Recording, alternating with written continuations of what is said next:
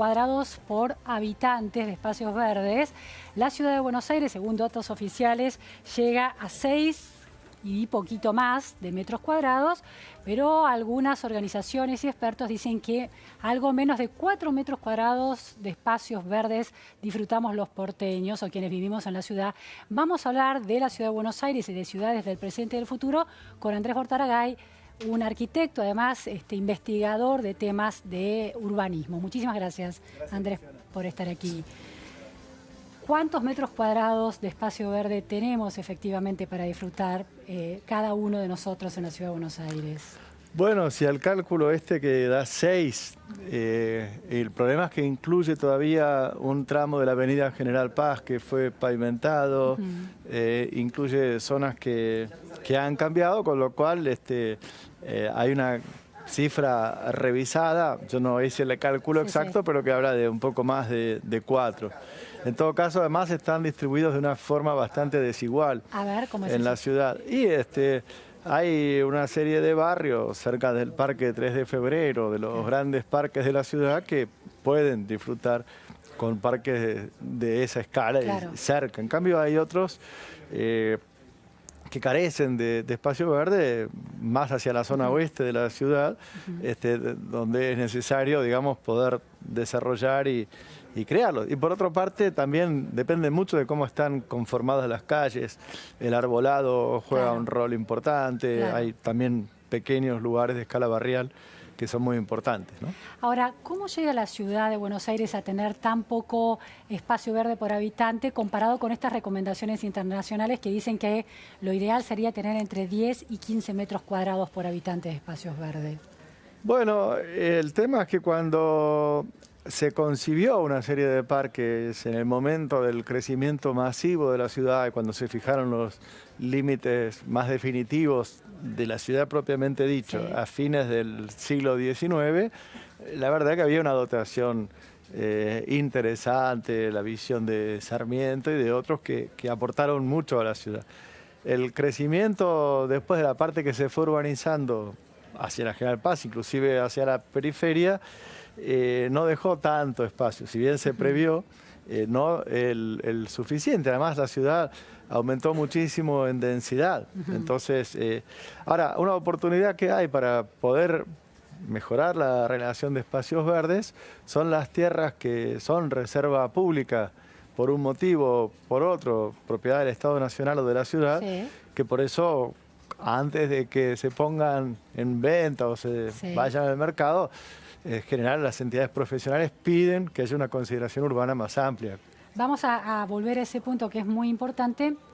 A ver, que una ciudad pierda espacio verde puede deberse a políticas de urbanísticas, códigos urbanísticos que alientan la construcción a costa de esos espacios públicos y verdes, pero al revés, puede, aunque eso no suceda, si hay una llegada masiva de habitantes, hay una inmigración interna en los países, puede ser que una ciudad, el ratio de mal, digamos, aunque la política de verde se sostenga. Durante el día hay más habitantes y de todos modos creo que es importante que podamos tener una mirada metropolitana, tanto de la política de espacios verdes, que tiene grandes reservas, como el Parque Pereira Iraola, el Delta, pero en otras partes importantes de Gran Buenos Aires faltan, evidentemente.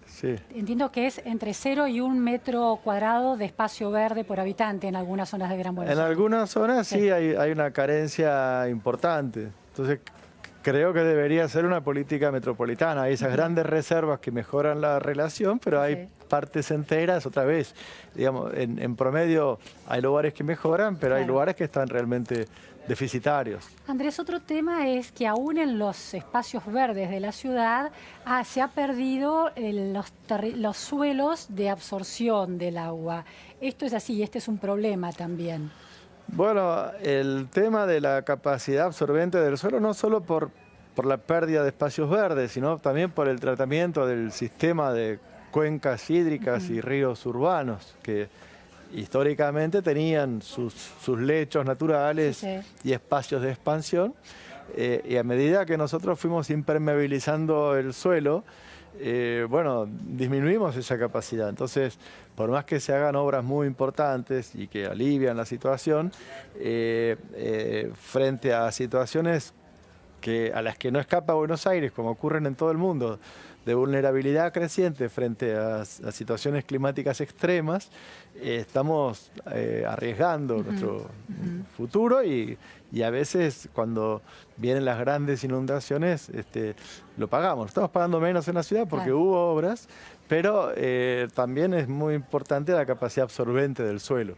Como recién señalabas que hay organizaciones profesionales, cámaras profesionales que están mirando atentamente cómo se están usando el destino que se va a dar a los terrenos o edificios que eran propiedad del Estado Nacional o de la ciudad a partir de que son finalmente vendidos o se da su concesión. ¿Cómo está esa situación hoy en día?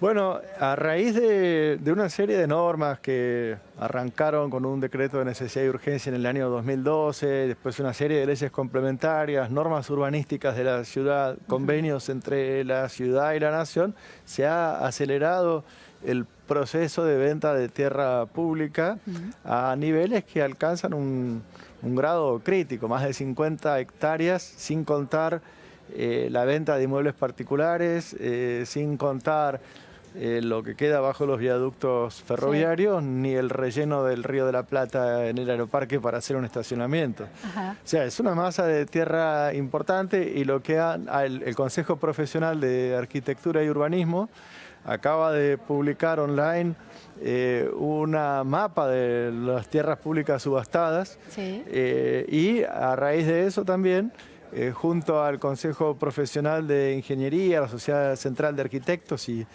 otras entidades le han escrito una carta al presidente de la Nación manifestando su preocupación porque esto se haga sin un debido tratamiento público, sin un proceso de planeamiento más desarrollado y sin prever con más profundidad las consecuencias. Claro, el impacto que tiene en toda la ciudad como sistema, de alguna manera. Exactamente. Ya está el destino de eso, ya se ha asignado un destino a estas hectáreas que se han puesto a disposición de concesiones o de hipotéticos compradores. Mira, hay como distintas etapas en el proceso de subasta y de venta. Hay el destino, supuestamente, algunos de los fondos recaudados por esa venta sirven para financiar obras de infraestructura, inclusive el compromiso del Estado Nacional, el financiamiento del Paseo del Bajo, en parte se solventa con tierras que le transfirió a la ciudad, pero son tierras de todo el país. Ahora, el otro tema es el destino de uso de las zonas en general. Teóricamente de unas 50 hectáreas vendidas, hay unas 36 que teóricamente es para espacio público, una parte de eso para espacio verde, pero eso incluye también calles interiores y otra serie de cuestiones. Teóricamente son 14 hectáreas que van como superficie edificable, pero si uno cuenta la superficie total que se puede construir de acuerdo a esas normas es más de 1 millón de metros cuadrados, según la estimación del Consejo Profesional. Y también se están elevando más, ¿no? Se está perdiendo luminosidad y ventilación con las alturas permitidas. Claro, digamos, ahí hay como, por un lado, el nuevo código urbanístico plantea una política que se justifica como tratando de tener un tejido urbano más parejo y con menos torres, pero por otro lado, en las tierras públicas que se venden, se han permitido construcciones de muchos metros cuadrados de alta densidad y en un momento donde la preocupación internacional de las ciudades tiene que ver, por un lado, con anticiparse a las consecuencias del cambio climático, tratar de reducir la emisión de gases de efecto invernadero y por otro lado también lo público con prioridad a atender cuestiones sociales. Claro. Hay una autora que leí mucho en una época, Jane Jacobs, una pensadora de las ciudades, que fue casi candidata al Premio Nobel de Economía, aunque no era una economista, americana estadounidense que vivió muchos años en Toronto. Exacto. También, que pensaba que en la multifuncionalidad de los barrios en las ciudades, que las ciudades no tenían que tener ni barrios para pobres, ni barrios para ricos, ni barrios solamente de oficinas y residenciales por otro lado, sino todo muy intermezclado. Y en Toronto eso se da en barrios de clase media vigorosa y también casas destinadas a niveles socioeconómicos muy vulnerables, y en las escuelas se encuentran los chicos de las clases medias con los chicos de otros sectores sociales. ¿Eso es impensable en una ciudad, en esta urbe tan abigarrada como Buenos Aires, empezar a pensar otro tipo de entrecruzamiento de funciones y de condiciones sociales de los habitantes? Yo creo que la tradición de Buenos Aires, la tradición de fines del siglo XIX, principios del siglo XX, mediados del siglo XX, de inmigración masiva, de los conventillos a una movilidad social ayudada por la educación, pero también por las oportunidades de la ciudad. En general, hay una tradición de una ciudad donde existe mucho intercambio, integración y mezcla. Ahora, las tendencias más contemporáneas de crecimiento, especialmente en la periferia, hay como guetos, ¿no? De urbanizaciones, por un lado cerradas, por el otro lado asentamientos muy precarios. Eso en en la ciudad se da un poco menos, pero digamos que es algo que además el propio código urbanístico plantea como objetivo, tener una ciudad más mixta, pero hay algunos de estos desarrollos que también son como barrios más cerrados, claro, en altura, ¿no? Ahora, por ejemplo, la Villa 31, ¿no? que este gobierno ha puesto tanto foco para la infraestructura, para un desarrollo más interesante de ese asentamiento. ¿Cómo ves vos, un especialista en estos temas? ¿Esa es la solución ideal para un asentamiento de esa naturaleza? ¿O hubiera sido mejor reestructurar el barrio y convertirlo, que se cruce en sectores sociales diversos? Yo creo que, digamos, yendo un poquito más atrás en el problema, lo ideal es que podamos tener una política de vivienda que dé oportunidades de calidad, no solamente en la calidad de la vivienda, sino en la ubicación, o por lo menos en una muy buena conexión con transporte público, que haga que este tipo de soluciones sean menos necesarias, digamos, ¿no?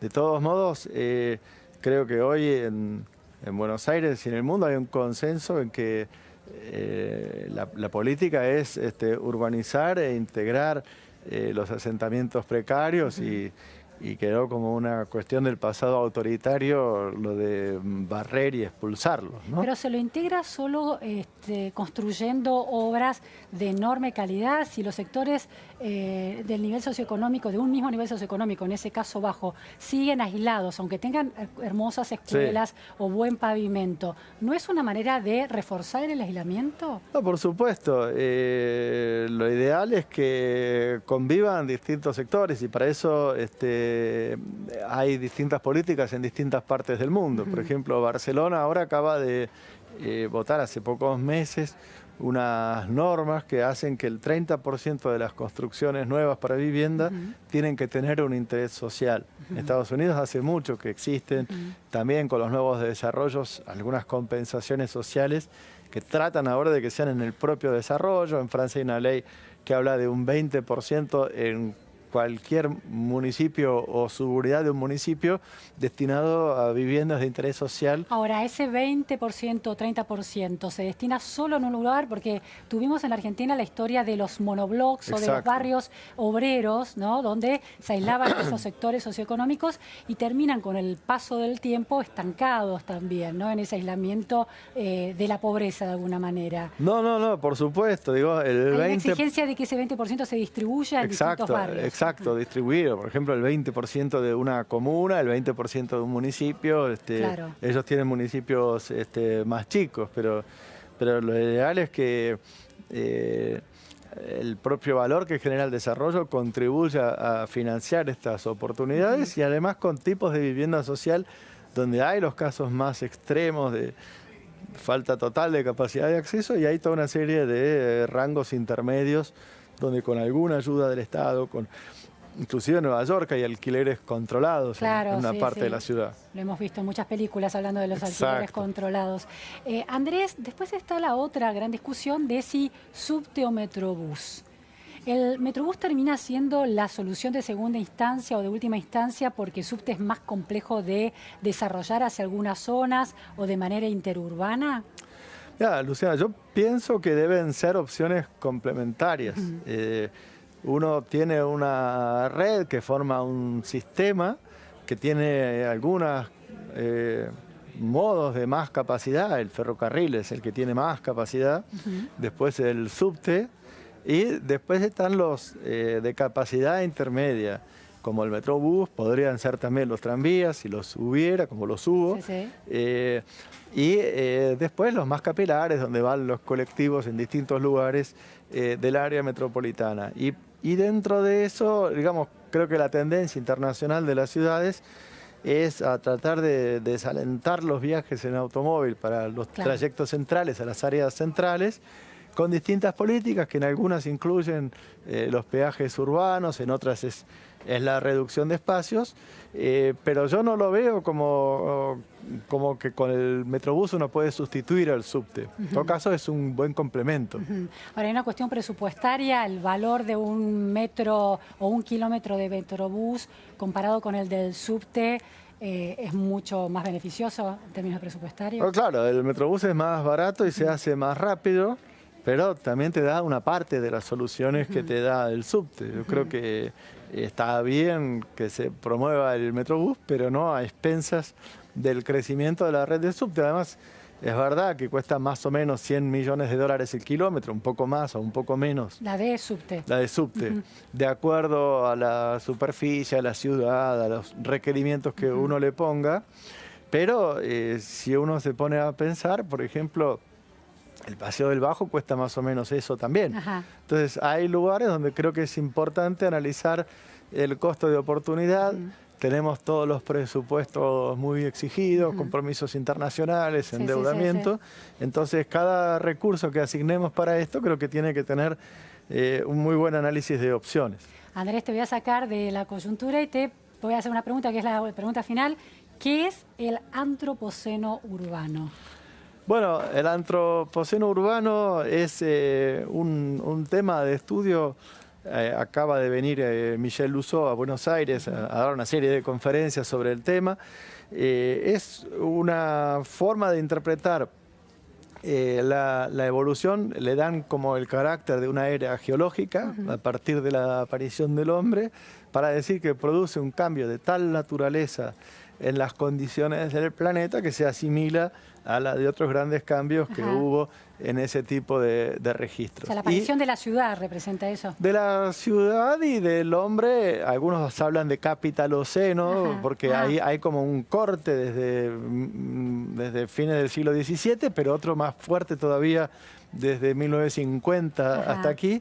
Pero un nivel de cambio en las condiciones del planeta, en el consumo de recursos naturales, de cambios en la atmósfera, etcétera, que si no es como un llamado de atención para reaccionar y actuar de otra manera. Muy interesante. Y está aquí de visita uno de los teóricos de este tema. Estuvo la semana pasada con la Escuela Urbana de Lyon. Hay algunos que todavía siguen con eso, pero es como su nombre lo indica, un motivo de reflexión global, y hay autores de varias partes del mundo que se ocupan del tema. Muchísimas gracias, Andrés Bortagaray, por estas precisiones sobre el funcionamiento de las ciudades, en particular la ciudad de Buenos Aires. Muchas gracias, Luciana. Nos vamos a un corte en la repregunta Noticias a Fondo y enseguida volvemos. No se vayan.